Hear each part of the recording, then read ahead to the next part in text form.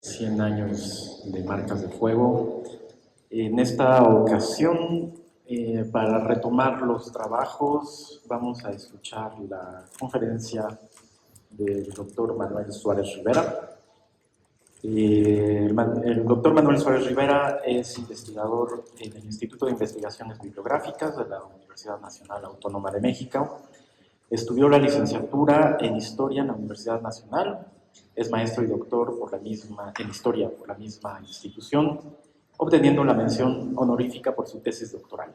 En el 2025 obtuvo la maestría en Bibliotecología y Estudios de Información. Discúlpenme. Y Estudios de Información en la UNAM. En 2014 ingresó al Instituto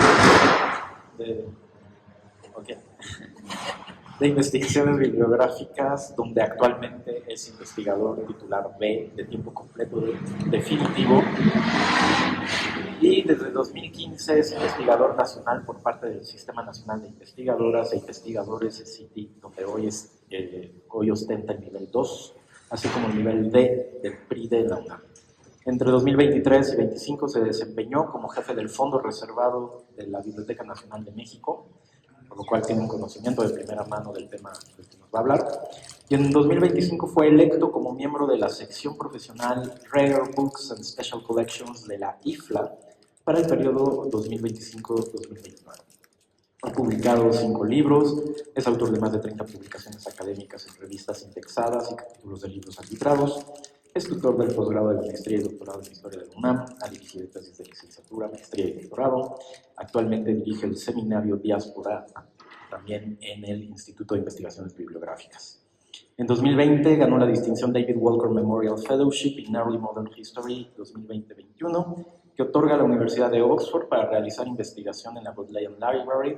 En 2015 ganó la distinción María Elena Cassiet Fellowship para realizar una estancia de investigación en la Biblioteca John Carter Brown en la Universidad Brown en Providence, Rhode Island. Asimismo, ha realizado estancias de investigación a nivel internacional en más de 10 bibliotecas patrimoniales y también hace quesadillas.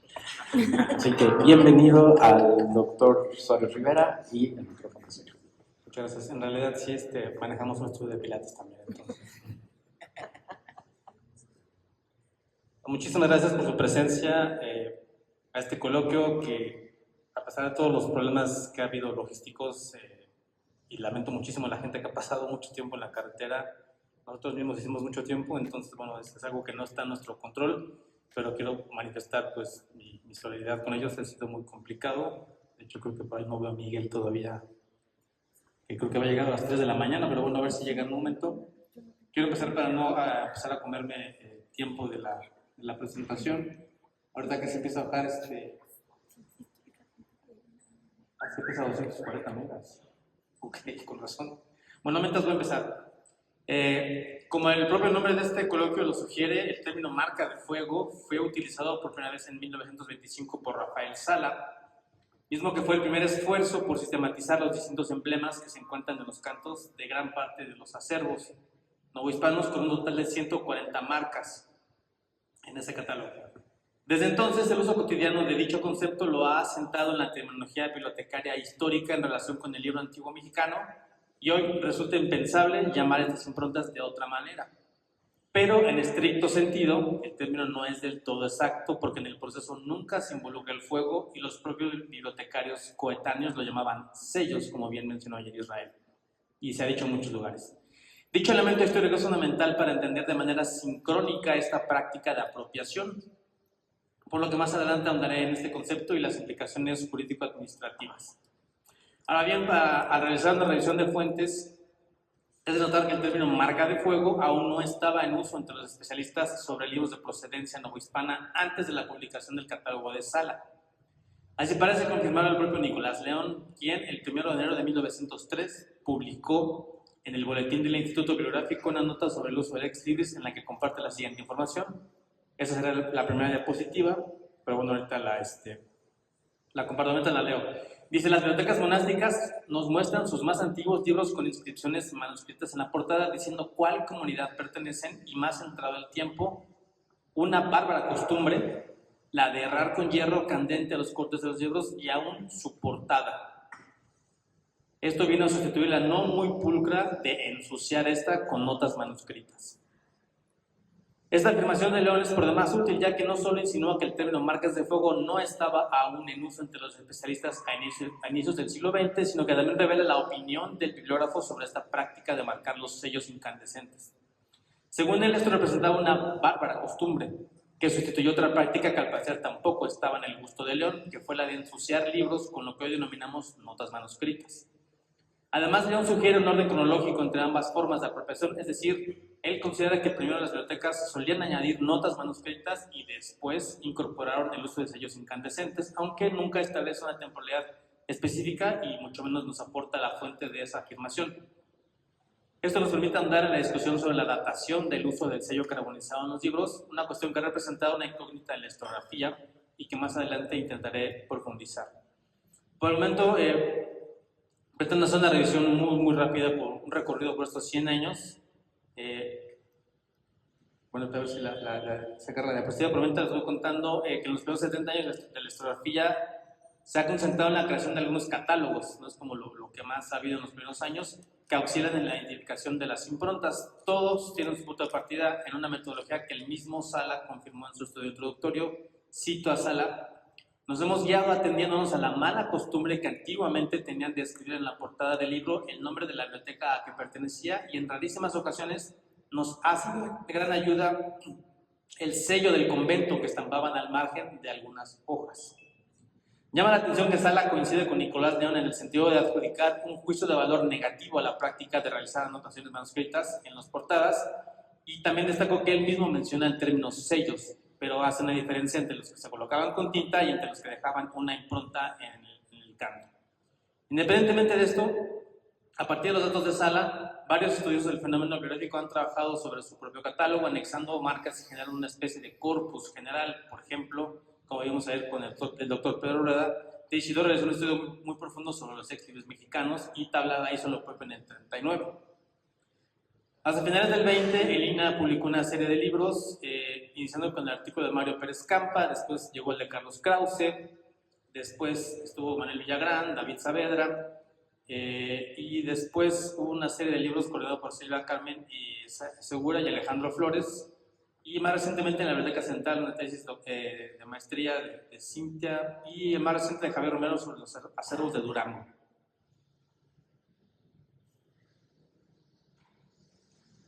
En épocas más recientes, Felipe Campos dio a conocer un artículo sobre marcas de fuego en la Fragua, y ella Carreño publicó un nuevo catálogo en versión CD donde se incluyen 157 marcas de fuego. En la introducción ella menciona que 28 de ellas son nuevas. No obstante, el catálogo también incluye algunos sellos secos y troquelados, así como firmas de propiedad, por lo que a pesar de su gran aportación al tema, no se concentra únicamente en sellos carbonizados y no se incluyen tampoco los datos de las obras de donde provienen las marcas integradas en CD. Únicamente el poseedor, y en adición a ello, bueno, actualmente es muy complicado acceder a este recurso. Yo mismo lo tuve que conseguir en la biblioteca y no me lo leía en la computadora, entonces bueno, es complicado acceder a él. Ya que accedes a él, la verdad es que es una aportación también muy significativa de parte de Elvia Carreño. No obstante, el esfuerzo más ambicioso y combinado al respecto ha sido, como lo vimos ayer, el del catálogo colectivo de marcas de fuego, en el cual tampoco ahondaré mucho, porque ayer Mercedes nos hizo un recorrido magnífico de todo lo que ha aportado este catálogo.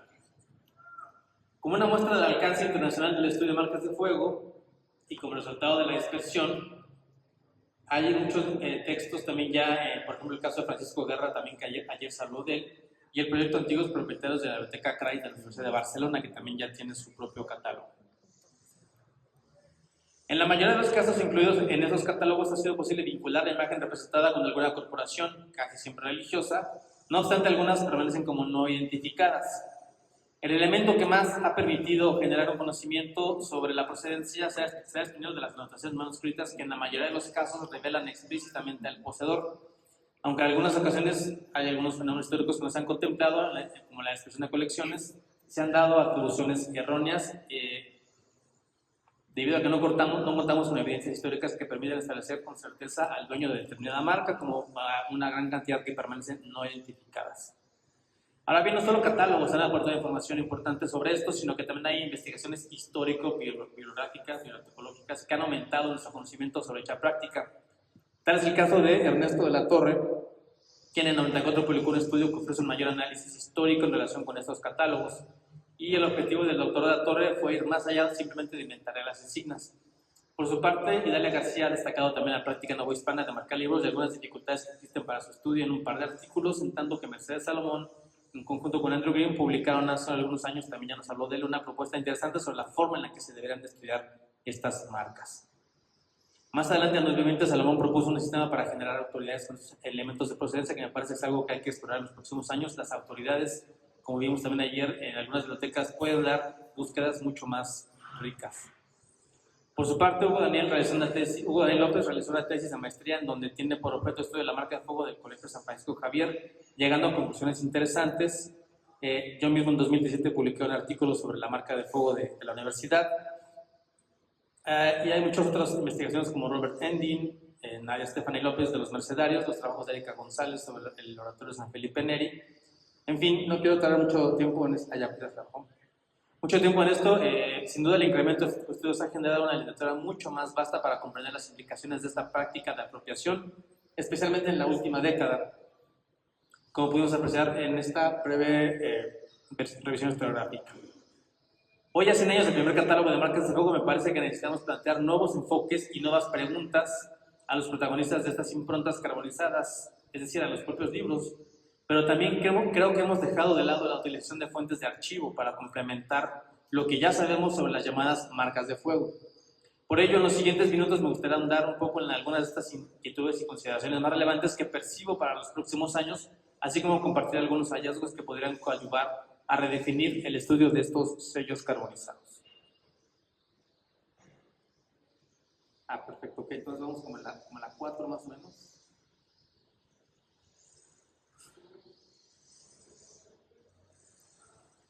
Bueno, ese fue el recorrido que hice.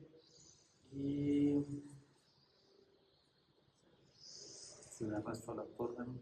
La que sigue, por favor, entonces. Ahí, la anterior. Esa, así vamos. Bueno, fechar con exactitud el inicio de la práctica del sellado en Nueva España es una tarea particularmente compleja debido a diversos factores. En primer lugar, el número de sellos registrados en la historiografía supera los 700 y cacho, que es un número que ayer me impresionó mucho, lo que constituye un verdadero rompecabezas histórico. Buena parte de esta dificultad radica en que las fuentes documentales disponibles para rastrear su origen suelen estar dispersas en archivos contables en distintas corporaciones, también como lo demostró ayer Israel, lo que limita su consulta y análisis, pues algunos de ellos ya no existen hoy en día. En segundo lugar, la dispersión representa otro obstáculo importante, ya que los libros cambian constantemente de acervo por muy distintas razones, lo que complica muchísimo la identificación del poseedor original. En consecuencia, hay casos en los que un mismo ejemplar presenta la marca de fuego atribuible a una corporación, pero al mismo tiempo una anotación manuscrita correspondiente a otra, lo cual entorpece la reconstrucción cronológica del uso del sello y podría conducir a atribuciones erróneas. También conviene destacar que una de las mayores dificultades para fechar con la presión en la práctica de este sellado es que la información la proporciona en el pie de imprenta respecto al año de publicación del ejemplar suele confundir. Si bien la fecha permite establecer con relativa facilidad un límite hacia el presente, es decir, saber que un libro no pudo ser sellado antes de haber sido impreso, no sucede lo mismo con el límite hacia el pasado. Por ejemplo, un incunable impreso en 1470 puede haber sido sellado 2 o 3 incluso siglos después. En consecuencia, si solo nos guiamos por la fecha de impresión, podríamos incurrir en interpretaciones erróneas sobre el momento real del sellado. En cambio, cuando encontramos una marca en un ejemplar impreso en 1810, por ejemplo, o en el 47, que ayer se mostró un caso, tenemos la certeza de que fue sellado al menos en el siglo XIX, lo que indica que la práctica seguía vigente en esa época. De hecho, los ejemplares más tardíos que se conservan con marcas de fuego corresponden a la década de los 40, incluso a algunos de los 50 del siglo XIX, lo que sugiere que esta forma de apropiación comenzó a declinar a inicios del XIX y prácticamente desapareció hacia el segundo tercio del siglo XIX. A pesar de la complejidad para datar históricamente el inicio de esta práctica, algunos autores han establecido hipótesis sobre el origen e inicio de la práctica del sellado. Algunas de ellas son contradictorias. Por ejemplo, el propio Sala, Krause y Endin, incluso Mercedes Salomón, sugieren que esta práctica inició en el siglo XVI, mientras que Julián Martín Abad se inclina a pensar que se originó en el mismo siglo, pero que en España. Por su parte, autores como Fernández Zamora, Liborio Villagómez e Idalia García ubican esta práctica como de origen novohispano y consideran que comenzó en el siglo XVII. Lo cierto es que resulta muy complejo aventurarse a establecer cuál fue el primer acervo que implementó este control, debido al muy notorio dominio de este tipo de improntas por parte de la orden franciscana. Una buena hipótesis podría sugerir que fueron ellos quienes comenzaron la práctica. Además, el hecho de que uno de los emblemas de la propia orden son los estigmas, y que esta propiedad pudiera pasar a los libros, tampoco suena descabellada del todo. No obstante, hasta el momento no se ha localizado alguna evidencia documental que refuerce o deseche esta hipótesis. Otro elemento que debemos considerar es que el control del sellado se vuelve necesario cuando hay por lo menos dos factores. Primero, un deseo de control de procedencia y de apropiación con el fin de llevar a la disminución el hurto. Y el segundo factor, sin duda, es que el acervo tenga un tamaño que haga necesaria la implementación de dichos controles. No resulta lógico desde el punto de vista organizacional y económico financiar un herraje y establecer un proceso de sellado que tardará mucho, como lo veremos en un momento, si no se tiene una cantidad considerable de volúmenes en el acervo. La otra pregunta sería, ¿cuándo es un acervo lo suficientemente grande como para que se vuelva necesario este tipo de control? 10 libros, 100 libros, 1000 libros, es muy complicada esta parte, ¿no? En ese sentido, los inventarios de los diferentes conventos pueden ayudar a aventurar el establecimiento de una fecha. Por ejemplo, ya desde 1986, Osorio demostró que hacia la segunda mitad del siglo XVII los acervos franciscanos comenzaron a crecer de manera que se hizo necesario un paradigma organizacional que permitiera una rápida ubicación de ejemplares. Tal es el caso de la Biblioteca de Huexotla, que en términos documentales parece haber sido la primera en establecer una organización bibliotecaria basada en letras y con una clasificación en la que sigue, por favor, basada en letras, pues ya en 1663 distinguía mediante una letra el grupo temático al que pertenecía el libro, normalmente dibujando una letra en el lomo del ejemplar. Esto todavía permanece en muchos de los libros, con un tema. Es de destacar que 5 años después de este inventario, el bibliotecario de Huexotla continuaba depurada la clasificación, lo cual nos muestra que, bueno, ya para 63 ya había una necesidad de control. Seguramente los libros ya eran bastante complejos de manejar. Si bien es imposible establecer si la biblioteca de Huexotla, que esta es su marca, fue la primera en implementar el sellado con hierros, lo que sí podemos plantear con cierto grado de certeza histórico es que alrededor de la década de los 60 del siglo XVII, los acervos conventuales comenzaron a sentir la necesidad de establecer sistemas de organización bibliotecaria, o que hoy llamaríamos así, más depurada debido al intercambio, al incremento de los acervos.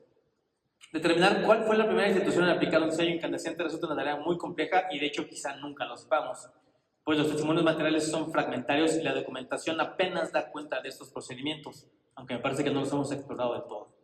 Sin embargo, el hecho de que numerosas bibliotecas conventuales, colegiales y universitarias novohispanas conservaban ejemplares con esta práctica demuestra que esta se extendió o consolidó hacia finales del 17 y ya en el 18 estaba plenamente establecida. Existe otra fuente alternativa que sorprendentemente se me presentó la semana pasada de forma accidental durante un evento, y es que a veces las fuentes parecen establecer una datación de marcas, y esta fuente puede provenir donde menos lo espera uno. La que sigue, por favor. En este caso, podemos apreciar una pintura del retrato novohispano que pertenece a Fray Juan de Herrera, un mercenario muy relevante para la historia de esta orden en Nueva España. La pintura se resguarda hoy en día en el Palacio de Medicina de la UNAM, aunque en la investigación encontré que también en Chapultepec, no sé si sea la misma u otra. Pero bueno, por fortuna tuve la oportunidad de partir esta charla y de repente me acerqué, y aquí no se ve, pero en la que sigue, por favor, chequen el detalle de los libros que tenía. La pintura de Toro es conocido y está atribuida al siglo XVII. Es por demás interesante ver que los libros presentan el canto de lo que hoy podríamos llamar una marca de fuego, pero que en ese momento sin duda era un sello.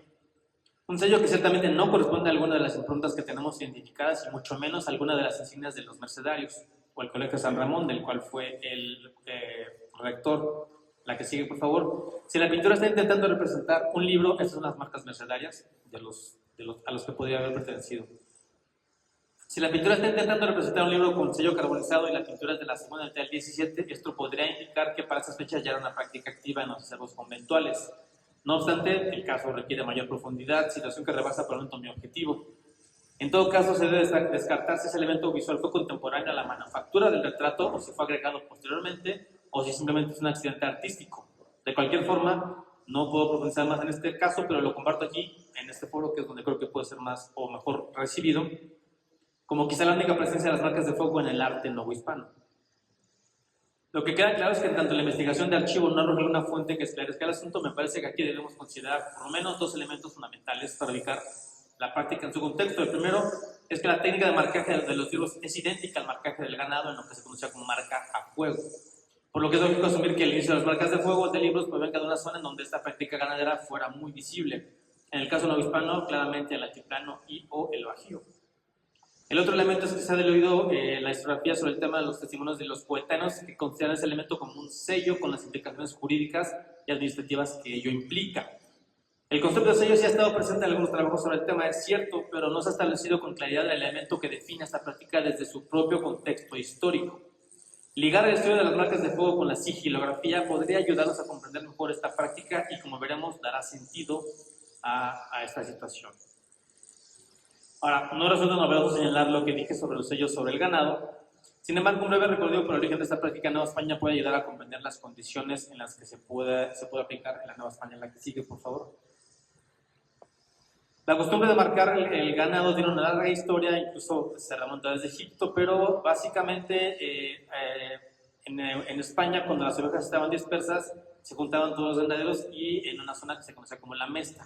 Entonces, en tiempos de Alfonso X, se hizo una estructura y se le llamó la Hermandad de la Mesta. Esta estructura jurídica pasó a Nueva España con sus peculiaridades muy temprano en la época virreinal, tan temprano como 1529. El 16 de junio de ese año se elaboró un documento que imponía el herraje y la marca, así dice, herraje y marca, al ganado, y años más tarde, en 37, se redactaron unas reglas generales que definían a la corporación de la Mesta como un reglamento ya establecido. Ya en 1574 se establecen formalmente las disposiciones que regulaban la corporación, incluyendo las obligaciones de herraje y marca antes mencionadas. De esta manera, en Nueva España, la introducción de la ganadería europea marcó uno de los procesos económicos y culturales más significativos del periodo colonial, con la llegada de animales procedentes de la península ibérica. Como ya está que entre las técnicas adoptadas para controlar la situación se encontraba el marcado con hierros incandescentes, con implicaciones económicas, legales, simbólicas. Además, permitía identificar la pertenencia de animales de un determinado propietario, y esto servía como prueba en conflictos en posesión y garantizaba la organización del pastoreo. Entonces, los hierros, marcadores y los símbolos que estos reproducían se convirtieron en un paisaje cotidiano tanto en las zonas rurales como en las villas, en donde se encontraba la actividad artesanal y la vida vinculada a la manufactura. El arraigo de esta técnica no solo normalizó el uso de herramientas metálicas incandescentes, sino que también generó un repertorio de signos, monogramas, iniciales, escudos y emblemas que representaban de manera visible la identidad del propietario. Estos signos, en su mayoría de carácter heráldico, constituyeron el lenguaje visual de la posesión. Aquí en la siguiente, por favor, una pequeña muestra de algunos hierros que se conservan en el Museo de la Charrería y que están disponibles en su página de internet. Como ven, son muy parecidos a los que nos enseñó ayer Mercedes Salomón. Ya no tuve tiempo también de incluir unas que me mandó Miguel en Zacatecas, pero bueno, es un repertorio que existe. La que sigue, por favor. Vean cómo son completamente, nos remontan a los que estamos intentando estudiar aquí. La que sigue, ahí la dejamos atrás, porque esta es AM que me gustó mucho, que es muy parecida a algunas marcas, ¿no? Es precisamente en este marco donde puede entenderse el paso de la práctica del herraje animal al mercado de libros. De esta manera, hasta finales del 16, los herrajes y las técnicas necesarias para su fabricación estaban plenamente difundidos en el virreinato. Los herreros que forjaban símbolos para el ganado estaban perfectamente familiarizados con esta técnica y podían adaptar sus conocimientos a otros fines. En este contexto, las órdenes religiosas tuvieron a su alcance tanto medios materiales como los saberes técnicos para trasladar esta práctica del marcaje al ámbito bibliográfico. Lo complicado es saber exactamente quién y cuándo fue el que empezó. Por tanto, las marcas deben entenderse como un producto cultural que nace de la confluencia entre la tradición agraria europea, de la cultura material del hierro y la necesidad de afirmar la propiedad y la identidad institucional dentro de los acervos religiosos. No obstante, la forma de denominar esta práctica dentro del ámbito conventual se alejó un poco de la jerga ganadera y se acercó más hacia otro aspecto jurídico clave para entender esta práctica en su contexto, la sigilografía. En ese sentido, basta revisar algunos documentos producidos por la burocracia bibliotecaria entre los siglos XVII y XIX para advertir con claridad que los coetáneos no utilizaban el término marcas de fuego. En la documentación administrativa literal de la época, el vocablo recurrente es sello, lo cual no constituye una simple diferencia terminológica, sino es clave para entender las implicaciones jurídicas y simbólicas del acto de marcar.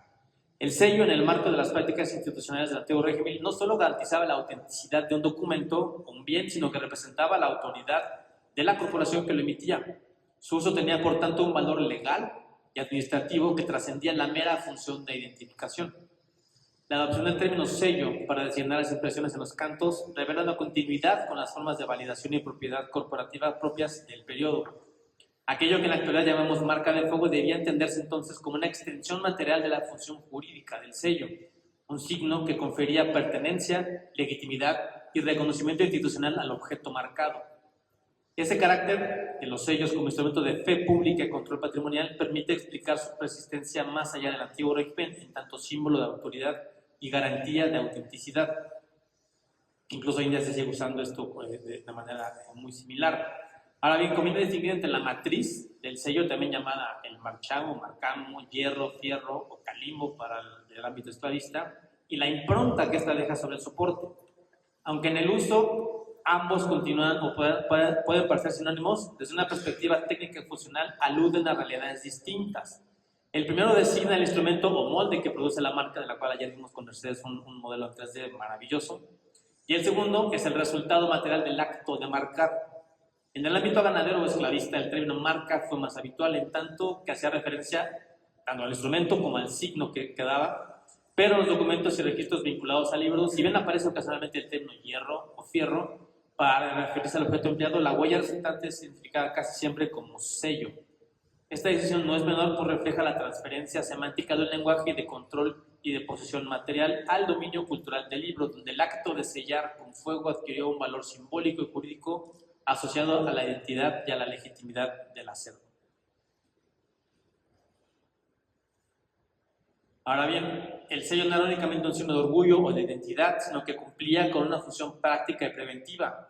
La inscripción de estos símbolos, y aquí les pongo unos sellos medievales de un convento franciscano en España, para que vean cómo son prácticamente los mismos que vemos en cuanto a los primeros, y ahorita voy a esa parte. El sello no era un símbolo de identidad, sino que cumplía una función práctica preventiva. La inscripción de estos símbolos tenía como propósito disuadir del hurto de libros dentro de las bibliotecas conventuales, un problema recurrente en el mundo novohispano, como ejemplificaré a continuación. Más allá de las advertencias espirituales o las amenazas de excomunión de Pío V o de Inocencio XI, que hoy nos podrán parecer sin efecto alguno, pero que en ese entonces pesaban bastante, dirigidas a quienes sustrajeron un ejemplar, la marca de fuego operaba como una medida de control material y de seguridad visual, un signo casi indeleble que dificultaba el tráfico o la venta de volúmenes sustraídos, aunque no lo erradicó del todo. Por ejemplo, uno de los casos más interesantes que he podido conocer se suscitó en el convento de San Francisco durante la gestión de Antonio de la Rosa Figueroa. El episodio es narrado por el propio Figueroa en dos cartas, una que mandó a su primo Fray Miguel de Zaragoza y otra a Antonio Rojas de Abreu, ambas en el fondo reservado. La que sigue, por favor. La que sigue, por favor. Cito a de la Rosa Figueroa. Al principio del mes de agosto, abrí los ojos porque el padre Fray Francisco Jiménez, secretario que fue de esta provincia, se me entró aquí con un libro de cuarto recién encuadernado diciéndome a voces que el encuadernador andaba vendiendo a cargar los libros por papel viejo en tiendas y plazas, y que esto no podía sino ser descuido mío, y que llegaría a noticias de nuestro padre provincial, y que con aquel libro tenía vendidos otros grandes en cuarto que en la tienda de un paisano, y que no los devolvería sin que se le diese el dinero, y todo ese vejamen que padeció mi paciencia, convaleciéndose del insulto, fue delante de este pícaro que estaba trabajando. El malvado ladrón sacrilegio excomulgado, todo se encogió. Le pedí al chat GPT que me hiciera una imagen similar, entonces bueno, ahí está la imagen. Entonces ahí vemos a De la Rosa, tenemos una imagen de La Rosa, entonces bueno, ya no pude hacerle que se pareciera a De la Rosa, pero bueno, está el padre llegando diciendo el escandalizado del libro, y ahí está abajo el pícaro, ¿no? De la Rosa es ampliamente conocido por su prolijidad en cuanto al cuidado de libros del convento, por lo que su honor estaba en duda, asegurándole incluso a su primo en la carta, le puso que no sé cómo no me he muerto. Después de descubrir que había sido un colaborador suyo, le advirtió las excomuniones que pesaban sobre los que robaban libros, especialmente le declamó la de Pío V, la de Inocencio XI, e intentó indagar si había sacado más libros. El ladrón, quizá un poco obligado, se fue a confesar, y como parte de su absolución debía manifestar el número de libros que había robado, por lo que mencionó que entre 12 y 14 más por ser viejos e inútiles. Después de esta confesión se levantó un proceso con el cínico, algo complejo porque bueno, no sabía leer ni escribir. A los 4 días del escándalo, Figueroa comenzó a hacer un escrutinio de libros, descubriendo que había robado más de 130 libros selectos, truncados, varios juegos, cuya pérdida, cito otra vez a De la Rosa Figueroa, cuya pérdida no pagaría este ladrón saquílico con 200 pesos y cuyos hurtos en 3 o 4 meses que tuve sin llave la celda donde trabajaba, sino solo con el pasador por dentro y franca por las mañanas la entrada de la otra celda, lo cual fue perpetrando ya cerrada con buena llave Aquella celda, claro está, que los iría tirando a sus cómplices por la ventana del patio, acechando ocasión de que nadie los viese mientras yo estaba en la celda de mi habitación de mi tarea de escribir o dando misa. Y esto es tan cierto que después de convencido en falta de unos libros, iba yo echando de menos otros que existían en los intervalos de 4 o 6 días. Luego, por donde podría irlos menoscabando, sino por la ventana, y para que admires la sutileza de este ladrón. El modo de operar del delincuente debe haber una planificación tosca y sin embargo eficaz. Aprovechaba la proximidad de su lugar de trabajo, la ausencia de la llave y la rutina de entradas y salidas de la roja para arrojar los libros de sus cómplices por la ventana del patio. Figueroa detalla la peripecia con un tono de estupefacción que alterna con un reproche moral. El ladrón no sabía ni siquiera escribir, y aún así con ingenio y aprovechando descuidos cotidianos fue menguando la colección. En las cartas no se menciona el sello del convento. De hecho, la forma en la que se identificaron los libros fue mediante la encuadernación. Esa encuadernación a la que De la Rosa Figueroa le dedicó muchísimas décadas, en la cual no puedo ahondar hoy, y que al final de cuentas sirvió también para identificar libros robados en el mercado de papel viejo.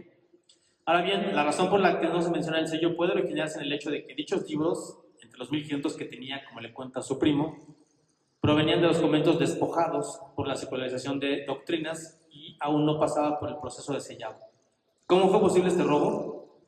¿Qué medidas había adoptado Figueroa para evitarlo? Ahorita lo describiré brevemente. El convento de San Francisco, como saben, era la sede de la provincia del Santo Evangelio y llegó a ser una construcción conventual más grande.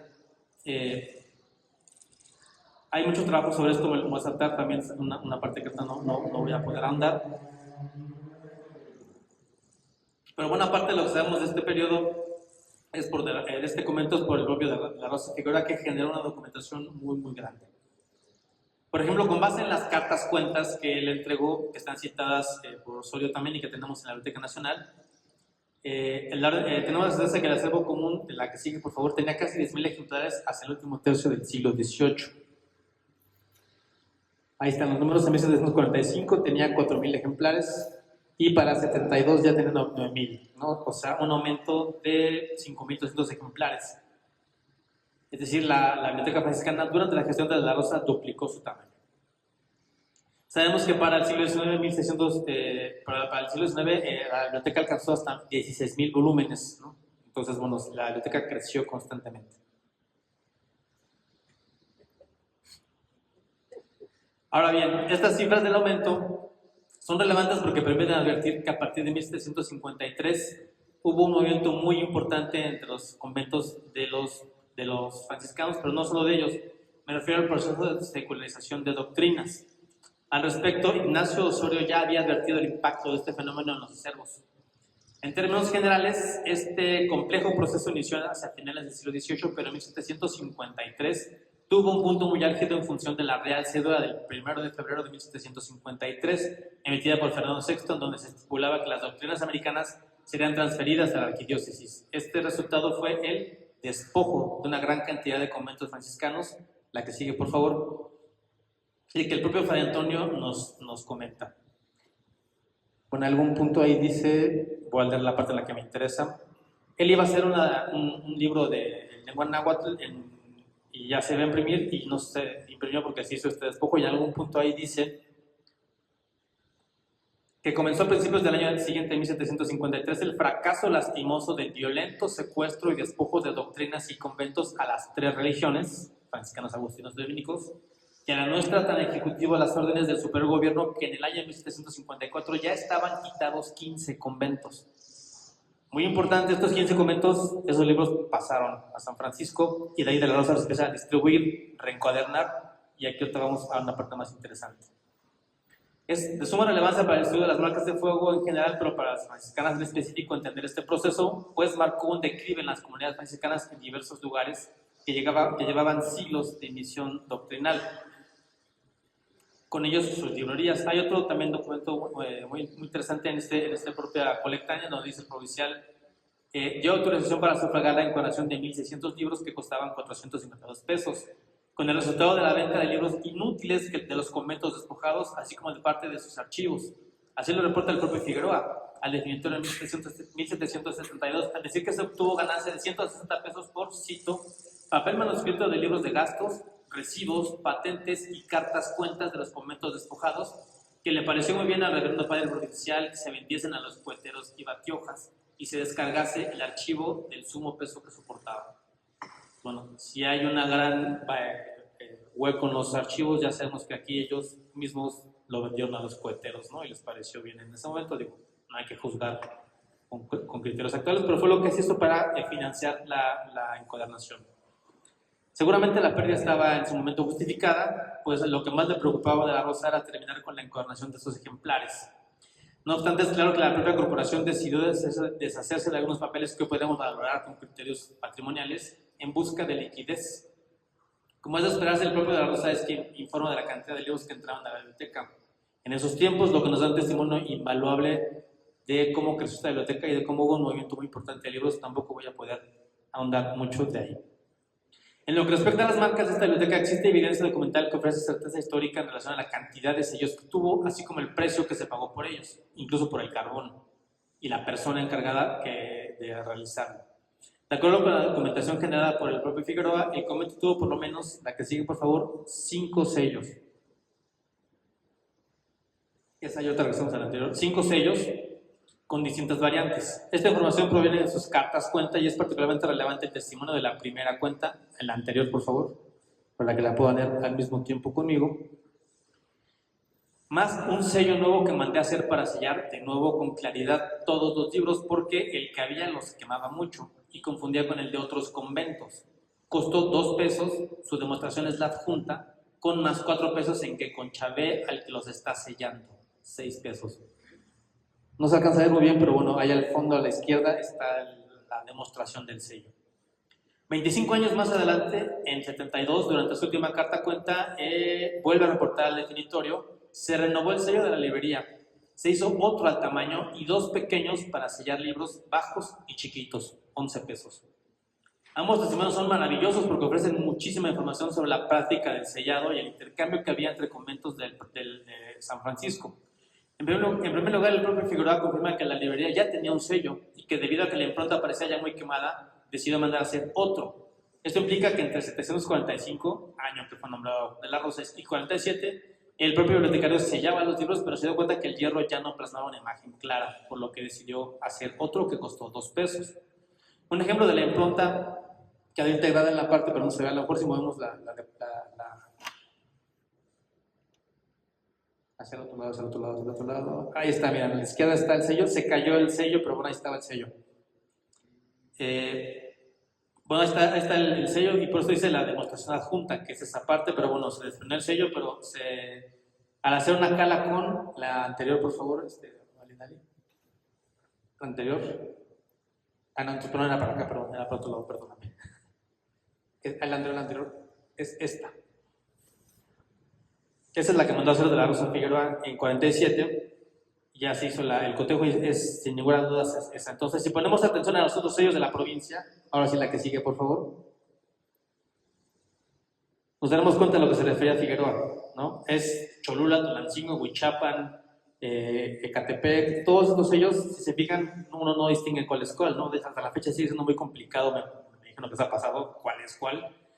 A eso se refiere de la Rosa Figueroa, entonces por eso él decide hacer otro sello. El precio del sello también es un dato interesante, la que sigue por favor para que vean también otros sellos de la orden, miren cómo todos aparecen. Eso es importante porque también nos permite entonces decir que estos sellos fueron cronológicamente los primeros en hacerse y después en el 18 empiezan a hacer los sellos ya como monogramas, ¿no? Entonces esto nos ayuda mucho, este testimonio de la Rosa nos ayuda mucho porque nos permite de alguna forma empezar como a decir que estos sellos quizá fueron los del siglo XVII y los monogramas quizá en el XVIII, ¿no? Es algo que se infiere. El que trabaja las marcas de fuego, como ustedes lo saben, pero esta documentación histórica nos permite ya de alguna forma verlo mucho mejor, ¿no? Ahora, ¿cuánto tiempo tomaba sellar los libros del convento? Esa información también la aporta Figueroa. En primer lugar, indica un testimonio que el bibliotecario desembolsó 4 pesos para contratar a alguien que se encargaría del proceso de sellado. A eso se refiere con conchavar. La persona que aceptó la tarea fue uno de los trabajadores del taller de Antonio Flores, con quien de la Rosa mandaba encuadernar todos los libros de la librería hasta cuando falleció. Cito de la Rosa Figueroa. Y también me he compuesto con uno de los oficiales de la encuadernación en que me acabe de resellar más de la mitad de los libros con toda la librería que faltaban por resellar con el sello nuevo que hice ahora 3 años atrás. El propio Figueroa cuenta que entonces en 52 que le dio 4 pesos a esta persona, y esto quiere decir que el proceso se prolongó por más de 3 años, tan solo en la mitad de la librería. Y aquí es donde resulta relevante saber que para entonces la librería contaba con aproximadamente 5,000 libros. Es muy complejo recrear el proceso del sellado, ayer lo platicábamos, pero hacer que el hierro esté incandescente, ¿cuánto tiempo podía tardar? Tenía que ser afuera, ¿no? Para que no hubiera humo adentro. Ya que estaba caliente el hierro, tenías que sellar quizá 3, 4, 5 libros para que no se infera y entonces la impronta quedara mal. Entonces, me voy a saltar esta parte, no sé cuánto tiempo se puede sellar en un día, cuántos libros, quizá unos 10, 20, es algo muy complejo, tendríamos que hacer un experimento, podemos hacerlo si quieren con algún hierro y entonces vemos cuánto tardamos en sellar un libro, pero imagínense aquí otra situación muy importante que platicaba yo con Mercedes, es el factor humano, ¿no? Normalmente trabajamos en bibliotecas todos aquí, ¿verdad? Entonces no va a decir nada raro, nada extraordinario. Si tú le pides a alguien, incluso tú mismo, pides sellar 5,000 libros con un sello de tinta, lo van a hacer rápido, ¿no? Así digo, ahí se va rápido porque es algo complicado, es algo complejo que toma tiempo. La Rosa no selló los libros, le pagó a alguien para que los sellara, seguramente esta persona no tenía el más mínimo interés en saber que estaba sellando, entonces estaba con el fueguito, con el carbón, con la impronta, sellaba 1, 2, los que siguen, tardó muchísimo tiempo en sellar libros, entonces es otro factor que también me parece que tenemos que empezar a considerar, el factor humano, el que hace todo como al aventón. ¿Y cuánto tiempo se tardaba en sellar 5,000 libros? Ahora me imaginen ustedes la de la universidad que tenía en ese entonces como 7,000, la turriana, entonces, bueno, este factor me interesaría que se tomara en cuenta. La que sigue, por favor. Es otro ejemplo de los sellos y cómo también son usados, no solo el propio fierro se usaba para el canto y también para las portadas, a veces con fuego, a veces con tinta, ¿no? También esto se ha hablado mucho y también ya está documentado, es también algo que persiste muchísimo en las librerías. Ahora bien, quiero rápido acabar con un caso que nos muestra el intercambio en las librerías, porque se daba muchísimo este cambio, la que sigue por favor, y está este caso interesante del Pastoralis Solicitudes que está en la Fragua, de hecho, de Barbosa, que presenta 3 marcas distintas, la primera del Convento de México, la segunda del Convento de México y la de Puebla. En la portada, cuando lo hablan ustedes, este libro dice: se entregó este juego de Barbosa en 18 tomos para la librería del convento de San Francisco de Puebla, mandado de nuestro reverendo padre provincial a su padre rector, mejorado con los otros juegos de la librería de este convento de México, y para que conste lo firmé de orden dicho nuestro padre y firma de la Rosa Figueroa en 56. Ya había mandado a hacer la impronta esta, por lo que entonces tenemos ya ahí el rompecabezas un poco armado. El libro estaba sellado con este sello, quizá en el 17, de la Rosa lo sella, el padre provincial encuentra más Barbosas, lo manda a Puebla y le ponen el sello. Algo muy importante, fíjense cómo no están encimados. Hemos visto muchos sellos que están como cancelando el anterior. En este caso, la declaración de la entrada en la portada de alguna forma da fe y legalidad de que el libro no está robado, y entonces me parece que por eso persiste el sello primero franciscano, segundo franciscano y después el poblano, ¿no? Entonces, nuevamente volvemos al asunto de los sellos. Estos sellos tenían una razón de ser, ¿no? Hay mucho que estudiar en ese sentido, porque hay muchos que sí están encimados, porque hay otros que están al ladito, porque hay otros que están abajo, otros en medio. Esa parte también es algo que no vamos a poder hacer, me parece, en fechas tempranas, pero al menos este tipo de ocasiones, como en este caso, sí, ya concluyó. Podemos saber que la evidencia histórica mostrada en los archivos con la evidencia en los libros, al combinarla, nos puede arrojar luz sobre intentar datar los sellos y entender un poquito mejor nuestro patrimonio, que tenemos miles y miles de libros así. Para concluir, me parece que falta mucho más trabajo de archivo y adoptar una visión sincrónica que permita ubicar el contexto de esta práctica en su propio tiempo, ¿no? Esta parte de los sellos no es menor, la parte del ganado tampoco es menor, la hemos como asumido, la hemos dado por sentada, pero me parece que si escalamos por la parte de la sigilografía, podríamos entender mucho mejor esta práctica y entender casos como este. Espero que este coloquio nos siga dando la oportunidad de seguir discutiendo temas. Yo tenía la presentación de una forma y con todo lo que escuché ayer tuve que modificar algunas cosas, lo cual me parece maravilloso. Hay muchos temas que se me quedaron en el tintero. Por ejemplo, hay dos marcas, la que sigue, por favor, que tengo ya ubicadas en el fondo reservado, que no tengo la más remota idea de que sean. La de la izquierda de ustedes, derecha mía, es una marca que también tiene el sello franciscano, el primero que mandó a hacer de la Rosa Figueroa. Y tengo 15 conventos despojados, en los cuales no he identificado las marcas. Seguramente es de un convento despojado, no sé de cuál. De la Rosa Figueroa también habla de la librería del noviciado, que estaba dentro del convento, y dice que hay algunos sellados y otros no sellados. Entonces, hay veces que las fuentes nos dan información y es un poco al revés. Vemos una marca desconocida y no sabemos de quién es. Y al revés, hay veces que las fuentes nos dicen que hay una marca que no hemos encontrado, ¿no? Esta, por ejemplo, de la Rosa nos dijo que hay una marca del noviciado. No sé si sea el noviciado, no sé si hay algún otro convento despojado, pero tiene San Francisco. La de la derecha no tengo la más remota idea de quién sea. Hemos inferido que podrá ser San Ildefonso por la ventanita, no sabemos. Y recientemente Rafael Castañeda también aporta información en ese sentido. Dice que hay una marca en Yucatán, en el seminario de Yucatán, que se mandó a hacer el sello, pero no sabemos cuál puede ser. En el catálogo hay varias Y que a lo mejor puede ser esa, no sabemos. Desafortunadamente, o más bien afortunadamente, hay mucho que investigar, o sea que nos van a tener entretenidos muchos años, y en un espacio como este, con tanta gente que trabaja marcas de fuego, me parece que podría ser un buen momento para empezar a reunirnos más seguido, para hacer avances mucho más en conjunto, porque lo que yo estoy descubriendo mucha gente ya lo sabía y al revés. Entonces, bueno, me gustaría terminar pues haciendo un llamado a que nos juntemos más seguido, todos los que hacemos marcas de fuego, quizá en un seminario, quizá en coloquios más seguidos, pero bueno, quería terminar con esta conferencia, con estas experiencias que he podido conjuntar, nada más desde un convento franciscano, porque tengo información que ya no puedo compartir desde Santo Domingo, del seminario, de la universidad. Entonces, bueno, espero que este coloquio nos sirva para ello, el pretexto para seguirnos reuniendo, y muchísimas gracias por su atención.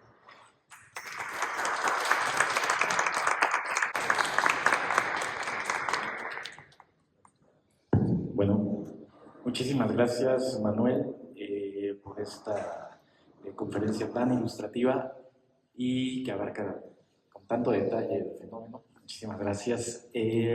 Vamos a dar un tiempo para preguntas y respuestas, para comentarios.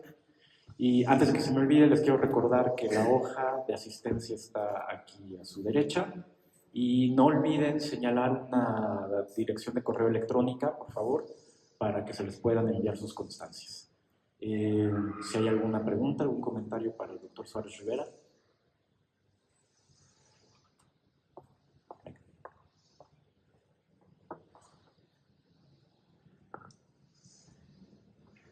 Hola Manuel, muchas gracias por tu ponencia, muchas felicidades. Me ha encantado que retomes esa parte del ganado, me ha encantado que nadie ha brincado. En algún momento yo lo propuse por la zona del Bajío, porque se están marcando un montón de cosas, no nada más libros, se marca el pan, se marcan casas, se marca madera. Y cuando yo lo comenté, bueno, fue como, es que eso no es posible porque los libros son cosas más sofisticadas, incluyen una intelectualidad, eso tiene que ver con las marcas de los atados de libros. Y yo hablando con Pedro Rueda, le decía, oye, ¿cómo son los atados de libros para que los marquen? Y es una concepción completamente diferente que nosotros tenemos de cómo son los cajones, que nos imaginamos cajas de madera y que no son realmente así, sino que son a veces simples atados. Y me ha encantado que lo retomes.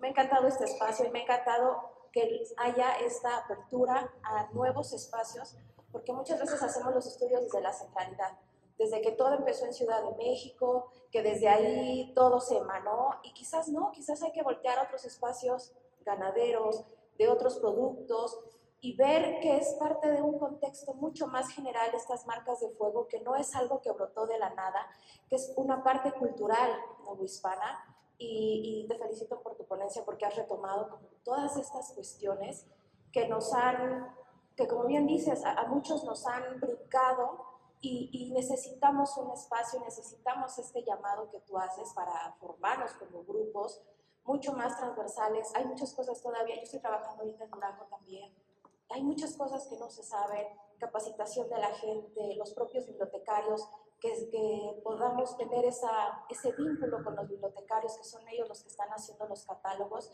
que muchas veces no están haciendo estas actualizaciones de lo que dijo Sala hace 100 años. Entonces, Muchas felicidades, la verdad, por la ponencia, y qué bueno que hubo un público tan receptor a esta idea del ganado. Muchas gracias. Sí, mencioné el ganado, pero efectivamente en los cajones de libros también estaban las marcas, ¿no? El que ha estudiado comercio de libros sabe que hay una marca que incluso es decir, la factura de los libros viene la marca para que se coteje y para que ellos lo recojan en la aduana, ¿no? Entonces, también, pero esa me parece que sería de tinta, pero se parece mucho a la parte de la heráldica. Entonces, sí, efectivamente es algo que, como dije en la conferencia, damos por sentado, se menciona por ahí, pero no hay como que algo fijo, ¿no? Entonces, bueno, lo que he intentado hacer en el libro que pienso publicar, espero que el próximo año ya salga toda esta información, es eso, justamente retomar esta parte histórica, ¿no? Un poco desacralizar al libro, ¿no? El libro sí era un objeto cultural, pero también era un objeto mercantil, ¿no? Y por eso se le imponían entonces elementos jurídicos para establecer su pertenencia, ¿no? Muchísimas gracias por tu palabra. Sí, buenos días. Pues muchas gracias, Manuel, por tu valiosa intervención, que creo que nos aporta toda una serie de elementos históricos, ¿no? Porque si la marca de fuego ya se puede posicionar en un momento histórico, toda esta serie de datos que aportas revela muchísimo la necesidad, como dices, de seguirla estudiando, de seguirla trabajando, pero también verla en contexto con el resto de la historia del libro, ¿no? Como dices, un incunable seguramente fue marcado en fuego 100 o 200 años después de que estuviera en una biblioteca, ¿no? Y así, por ejemplo, muchas otras cosas que has señalado que son muy importantes, esa interacción del 18 en nuestro querido y tan demasiado estudiado siglo XVIII, porque todo el mundo estudia el 18, no se van al 17 o al 16 tanto, ¿verdad? Bueno, entonces, la aportación grande que yo veo al 18 es que el efecto Figueroa, que podríamos llamarlo así, nos demuestra a través de la historia del libro, con lo que está pasando en San Francisco, cómo la secularización de las doctrinas, como estás diciendo, ¿no? Y que, como dices, está también presente en Santo Domingo, en San Agustín y todo esto. Y esto ya lo había dicho Imhoff, tengo que defender a Imhoff siempre, aunque no se le ha leído mucho. Imhoff, cuando cataloga los impresos del 16, dice, se ve claramente cómo muchos de estos libros, de todos esos conventos, llegaron a San Francisco, y de la Rosa después los trabajó, ¿no? Entonces, todos estos datos no son banales, ni son solamente registro bibliotecario, eso entraré después, tal vez en la plenaria del final, de segundo o tercer nivel, que son súper necesarios, sino que aportan datos concretos, precisos y necesarios para reescribir a veces muchas historias de la historia, ¿no? Económica, social, política y religiosa del periodo novohispano. Entonces creo que eso aporta muchísimo. Y solamente en esa aportación, si quieres hacer algún comentario, de algo que hemos hablado mucho, ¿no? La interacción que haces, y que esto de Huejotla está maravilloso, cómo la marca de fuego y la bibliología o materialidad del libro está en relación con el catálogo bibliotecario. Entonces, la idea de que así como se registra la marca de fuego y hay que registrar las marcas manuscritas, también había que registrar, y esto sería una innovación total, porque tampoco lo dijo Imhoff, la evidencia manuscrita que aparece en los lomos, en la parte superior, en medio o abajo, que es el tejuelo, la clasificación, y que efectivamente nos llevaría a reconstruir, teniendo no el catálogo, efectivamente estantes, tal y como estuvieron en los conventos, y que sí existe esa posibilidad. Gracias. Muchas gracias, igual, por el comentario. Efectivamente, esta última parte es muy interesante porque tenemos todos los elementos como para hacer el rompecabezas. Es muy complicado hacerlo y quizá no sea posible del todo, pero creo que llegaríamos a conclusiones interesantes. Es decir, los inventarios en 1660 empiezan a tener ya esta complejidad.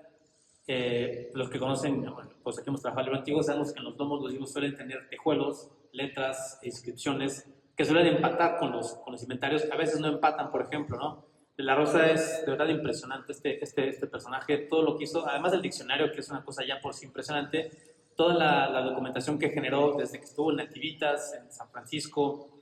En este documento, la colectánea, todos los libros que llegan los nombra, a todos los manda a encuadernar, se le muere el encuadernador ya no logra retomarlo, después lo quiere retomar es cuando se roban los libros. Este de testimonio de los Dios por la ventana es maravilloso.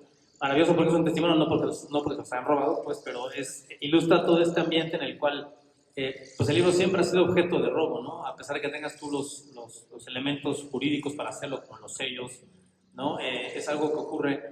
Y otro elemento que también quiero recargar un poquito, también platicado contigo, es el factor humano. Hay varias marcas, por ejemplo, de San Francisco que sí están encimadas. Hay un caso, ahorita no tengo la foto, pero está en Tlaxcala. Está encimado el sello de San Francisco. Y ahorita que lo dijiste, lo pensé, es cierto, es que el que lo selló no estaba al tanto de que podía ponerlo al lado. Y en Puebla, por ejemplo, sí lo pusieron al lado, ¿no? Entonces, son cosas que de repente nos preguntamos en la Biblia de ayer de Hugo, los 20 sellos, podemos tener muchas hipótesis y finalmente el factor humano hay que considerarlo, ¿no? O sea, la gente que vivió hace 300 años es igual que la de hoy, es curiosa, es medio flojilla para hacer las cosas, es muy quisquillosa, entonces es algo que también de repente nos puede romper la cabeza de por qué aquí el sello está encima y aquí no. Pues porque a la persona le valió, ¿no? Simplemente. Entonces son cosas que tenemos que considerar muchísimo y en los libros, bueno, esta parte de la arqueología del libro o de las capas que también mencioné ayer Hugo, son aproximaciones que creo que nos podrán ayudar a entender mejor esta práctica y sobre todo que me parece para lo que estamos aquí darle sentido a nuestro patrimonio bibliográfico, ¿no?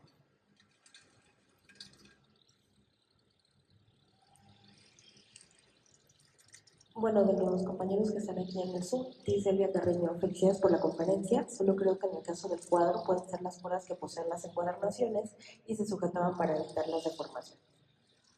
Sí, incluso yo pensé lo mismo, pensé que estaba como encimado, porque es muy difícil la fotografía, pero en la pintura en vivo parece que está como encimado, parece que está como sobrepuesto, por eso digo que hay que hacer más indagación sobre este cuadro en específico, porque lo que me saltó fue que estaba registrado en el catálogo del museo, pero porque está en medicina, o sea, no me dio tiempo de hacer un poco más de investigación en ese sentido.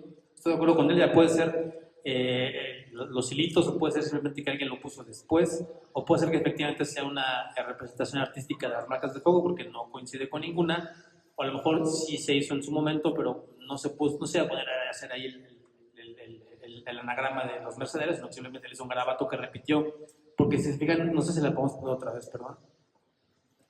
En realidad son tres, si fuera accidental, como unos hilitos, también lo pensé yo, serían como accidentales, pero si se fijan es la misma imagen 3 veces, ¿no? Entonces nuevamente el factor humano, a lo mejor simplemente alguien en el 19 se los puso como para saber, o para, ay, aquí hay que poner una marca de fuego, ¿no? Es algo que también suele ocurrir en el arte, la gente suele alterarlas, pero miren, ahí está como...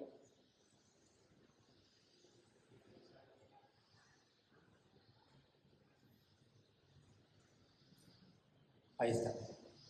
Si se fijan, es como la misma imagen 3 veces, como un poquito al aventón, como ahí así de un garabato, ¿no? Entonces hay muchas posibilidades. Una marca que no conocemos, una marca al azar, simplemente para representarla, alguien que se la puso después. Digo, las posibilidades son amplias, pero sí me llama la atención que en esta pintura pues esté ahí como este elemento gráfico. Pues lo único que sé es que hay que estudiarlo más, ¿no? Y que hay muchas posibilidades en ese sentido, pero da gusto ver una pintura no hispana de retrato con algo que tú podrías pensar que es la marca, porque incluso aquí, si se fijan, está como hasta sobrepuesto. No sobrepasa el libro, entonces, bueno. Podría ser un cordel, efectivamente, pero lo del cordel yo creo que se descarta por la forma de los 3 garabatos. Si fijan, es como la misma. El circulito en medio está como raro, ¿no? De cualquier forma, es un elemento externo al libro que está en esta pintura. Si fuera marca, si fuera un cordón, es maravilloso de todas formas la pintura en ese sentido. Yo he visto muchas pinturas de retrato y los tomos de los libros nos dicen mucha información, pero no he visto algo así. Digo, tampoco soy experto en arte y pintura de retrato, pero sí he visto algunas y es la única que he visto así como, y me saltó luego, ¿no?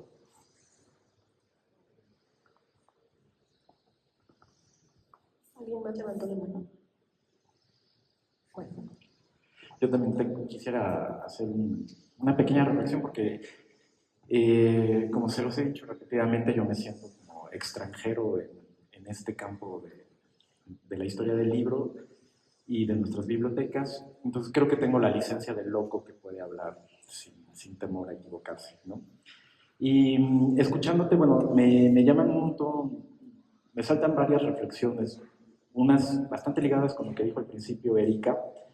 El asunto de la mesta, creo que por ahí hay un asunto de reflexión que podría dar algún fruto, no lo sé, que recordemos que la mesta es esta institución medieval en la que los ganaderos transhumantes van a buscar pastizales.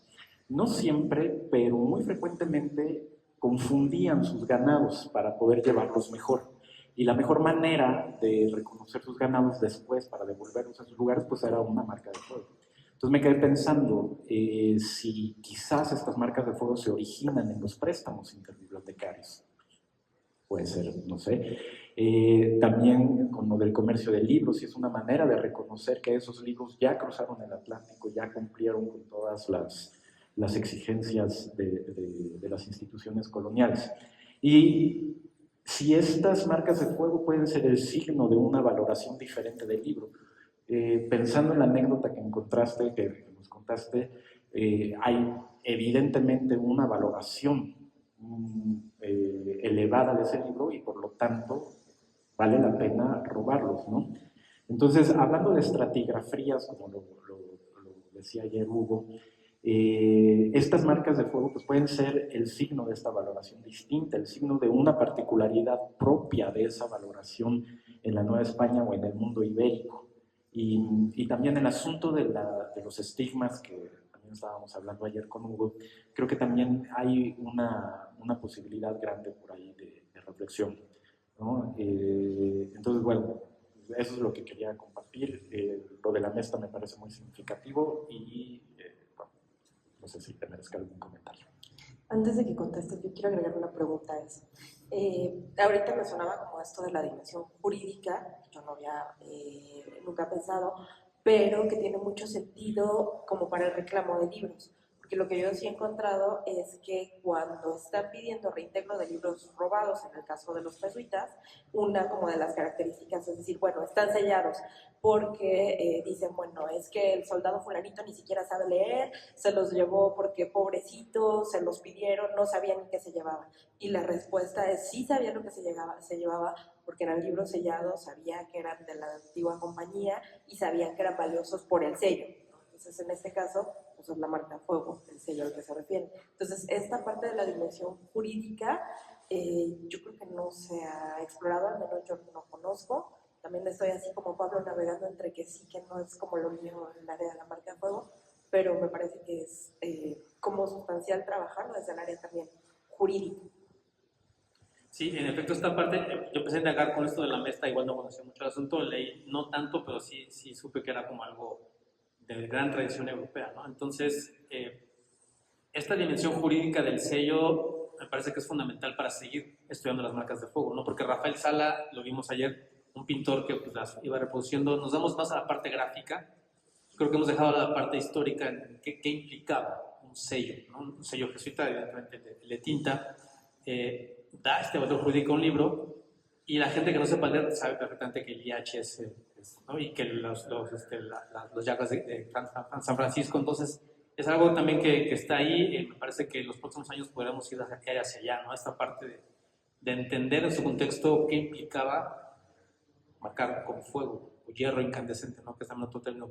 Yo sé que marcas de fuego ya no se va a poder quitar nunca el término, pero al menos tomar conciencia de que el sello es lo que ellos creían que estaban haciendo y que tenía implicaciones específicas, ¿no? Entonces eso me parece que es algo que coincido muchísimo con la ponencia ayer con Israel, me parece fundamental, él lo entendió muy bien también así, y no sé si coincidas conmigo, está como ahí el asunto, pero como que no está claramente estipulado en la historiografía, ¿no? La parte gráfica es muy bonita y por ahí nos damos casi siempre, ¿no? Pero bueno, como ven, el asunto tiene muchísimas dimensiones y pues bueno, esa era la idea de esta ponencia, ¿no? Un poco problematizar el asunto a 100 años de la creación de este catálogo, que creo que funciona un poco igual que Medina, ¿no? Tanto Medina como Sala son obras tan fundamentales que como que contrarlas es como sacrilegio, ¿no? Ambas tienen más de 100 años ya, creo que ya es hora de faltarles un poco al respeto en el buen sentido de la palabra y avanzar en ese sentido, ¿no? Tanto Medina como Sala son fundamentales, no estaríamos aquí sin ellos, pero hay que avanzar, que por cierto entonces se cumplen 100 años de Sala, ya es dominio público. Creo que se podría publicar en sí ya. 100 años ya es dominio público, entonces ya se podría publicar por ahí la digitalización en cualquier lado, creo.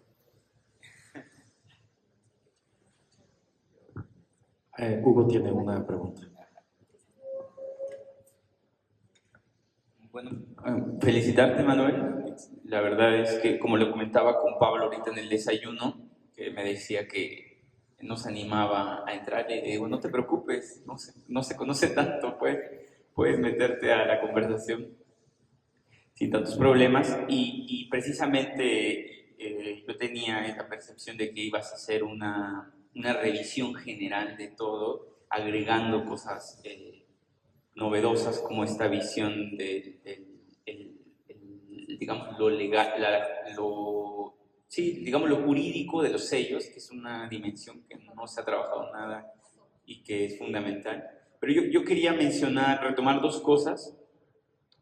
Una, la invitación que haces a que nos sigamos reuniendo para para continuar hablando de este tema, y yo lo relacionaría bastante con lo que hablábamos, el reconocimiento tan merecido al proyecto del colectivo, el catálogo colectivo de marcas de fuego, que ha sido un trabajo fundamental para la identificación de las marcas y que seguirán dando ese proyecto, esperemos, muchos años más.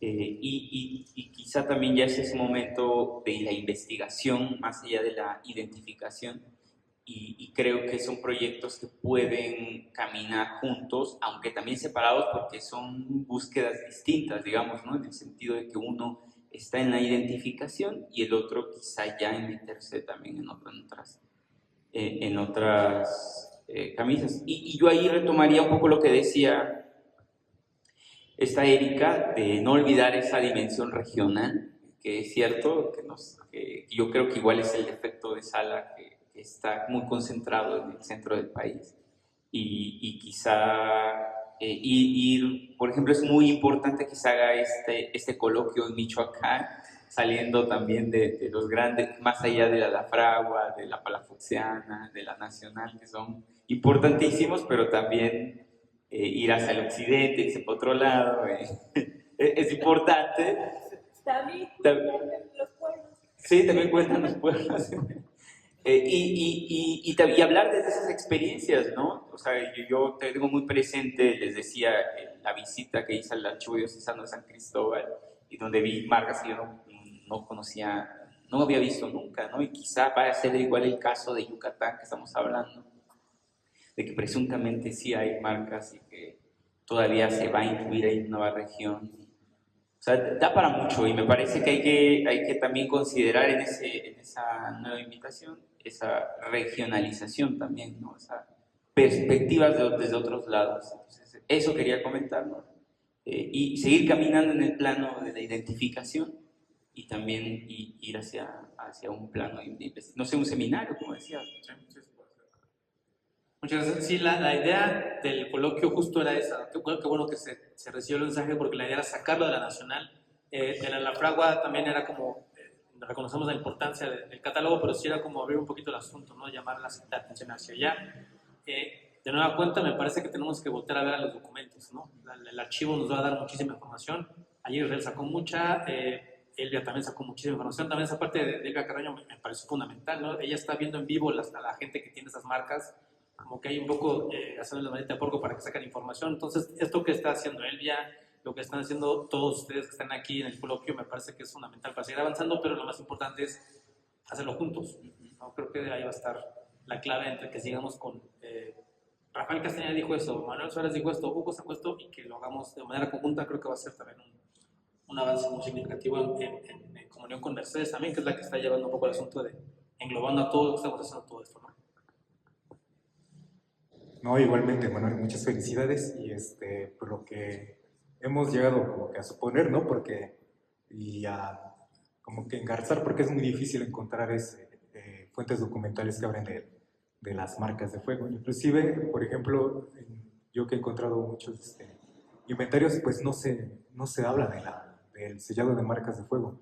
Siempre existen las advertencias, notas de parte de los bibliotecarios y de los trabajos que deben realizar, pero nunca hablan del proceso del sellado de marcado de libros, ¿no?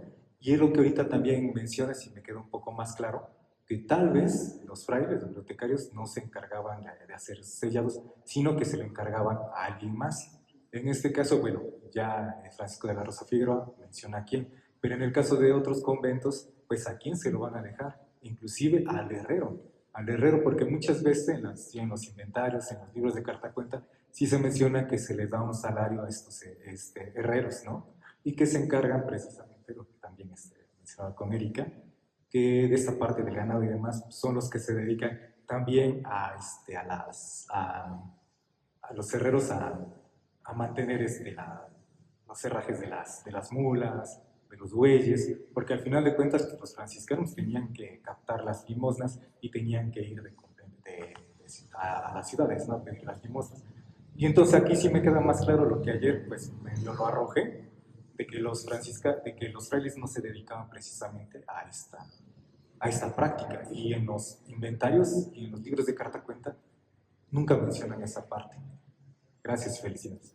Gracias. También es muy interesante porque de la Rosa Figueroa se toma la atribución de mandar a hacer el sello. Entonces digamos que él es, y eso es algo que se ha notado en la universidad también, la corporación manda a hacer un sello a través del bibliotecario que tiene como la autoridad jurídica para emitir, ser el emisor de ese sello.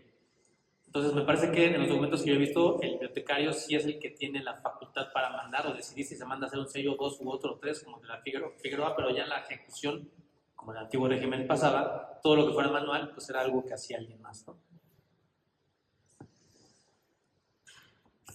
Bien, pues muchísimas gracias a todas y a todos. Les recuerdo la hoja de presencia que se encuentra aquí al lado. Vamos a retomar a las 11:30, es decir, en unos